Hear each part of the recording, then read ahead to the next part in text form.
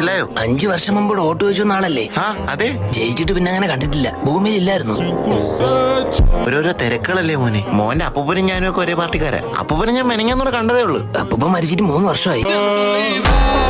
ഇപ്പൊ ഇവിടുത്തെ മന്ത്രിസഭയും പഞ്ചായത്തും ഒക്കെ താങ്ങി നിർത്താൻ ഞാൻ വിചാരിക്കണം. 18 വയസ്സ് കഴിഞ്ഞല്ലേ? അപ്പം മോന്റെ ഓട്ടം എന്തായാലും എനിക്കായിരിക്കുമല്ലോ അല്ലേ? തീർച്ചയായും. അല്ല, ഞാൻ ജയിച്ചത് കളിക്കാനൊരു ടർഫ്. ഒരു ഫുൾ മന്തി വേണോ? സെറ്റ്. എങ്കിൽ ജയിപ്പിക്കുന്ന കാര്യം ഞാനും ഏറ്റ്. ബ്രോ, ഇതാണ് നമ്മുടെ സ്ഥാനാർത്ഥി. ബ്രോയെ കണ്ടാലറിയാം ബ്രോ നമ്മുടെ പാർട്ടിയാണെന്ന്. ഷേട്ടാരിക്ക് വോട്ടില്ല, മേ ബംഗാളി ഹേ. ഒരു വോട്ട് സെറ്റായി. ഏത് ഈ ബംഗാളിയാ? ആധാർ കാർഡ് മാറ്റാം. ചേടാ, നിനക്കൊരു രാഷ്ട്രീയ ഭാവം ഞാൻ കാണുന്നുണ്ട്. വോട്ട് നമുക്കിനെ തരണേ. മറ്റേ പാർട്ടിയിൽ ഇങ്ങനെ പെണ്ണുമ്പോൾ ആളത്ര ശരിയല്ല. അവരെ കുറിച്ച് പുറത്തു പറയാൻ പറ്റാത്ത പല കാര്യങ്ങളും ഉണ്ട്. ഞാനാണ് ഇവിടെ ഇലക്ഷൻ നിൽക്കുന്നത്. എന്താണ് എന്നെ കുറിച്ച് പുറത്തു പറയാൻ കൊള്ളാത്ത കാര്യം?